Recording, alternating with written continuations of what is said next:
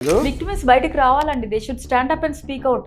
ఎందుకంటే అన్యాయం గురించి మాట్లాడకుండా ఉంటే మిగతా వాళ్ళు చాలా మంది కొత్త విక్టిమ్స్ వచ్చే అవకాశం ఉంది కదా. కనీసం నువ్వు మోసపోయావు, కనీసం సాటివాడి కన్నా తోడ్పడు, నువ్వు ఇంకోళ్ళని మోసం చేసే పద్ధతిని ఆపుకో, అంతే కదా. వీళ్ళు ఇక్కడ ఏదైతే బుక్ కొంచెం పాపులర్ ఉంది, ఒక 10,000 కాపీలు అమ్ముడు పోయిందని తెలియగానే వాళ్ళు అక్కడ సేమ్ దాన్ని ఈక్వల్ గా అసలు చూస్తే నమ్మమన్నమాట. అంత బాగా దాన్ని కాపీ చేస్తున్నారు, మీషోలో పెడుతున్నారు. ఇదే శ్రమ లేకుండా డబ్బులు చేసుకోవడం అంటే వీళ్ళే దోపిడీ. ఇది ఒక దోపిడీ. సో రకరకాలుగా ప్రజల్ని అసలు సమాజాన్ని ఇలా విచ్ఛిన్నం చేస్తున్నారు. ఒక విధంగా చెప్పాలంటే దేశ భద్రత ఉంది, మనీ లాండరింగ్ ఉంది, వ్యక్తిగతంగా వాళ్ళని ప్రాణాలు కోల్పోయే వాళ్ళు ఉన్నారు. ఇన్ని జరుగుతున్న స్పందన లేదంటే దీన్ని ఒక సమస్యగా తీసుకోవట్లేదంటే ఆశ్చర్యకరంగా ఉంది. ఎక్కడైనా దీని గురించి మాట్లాడిన వాళ్ళని వేధించడం, మంచి గురించి చెప్పిన వాళ్ళని వేధించడం, లేకపోతే యాక్షన్ తీసుకున్న వాళ్ళని బదిలీ చేయడం, లేకపోతే వాళ్ళు లేకుండా చేయడం, వాళ్ళకి రకరకాలుగా హారాస్మెంట్ పెట్టడం. మనం ఇస్తున్న మెసేజ్ ఏంటి, గవర్నమెంట్ ఇస్తున్న మెసేజ్ ఏంటి అంటే ఇలా డబ్బులు చేసుకోవచ్చు అని మిగతా వాళ్ళకి దారి చూపించినట్టు అవుతుంది కదా.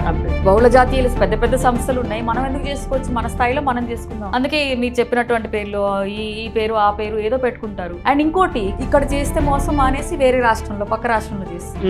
వీళ్ళు ఎలాగా ఉందంటే రక్తబీజుడు అనే రాక్షసుడు ఉన్నాడు కదా, ఆ రక్త బొట్టు కింద పడితే ఇంకో రక్తబీజుడు పుట్టుకు వస్తున్నాడు. ఆ రక్తం తాగేసే ఒకటి వ్యవస్థ రావాలి. ఎలాగైతే వాడిని పురాణాల్లో ఎలాగ అంతం చేసిందో దేవి, దీనికి ఒక ఫుల్ స్టాప్ పెట్టాలి.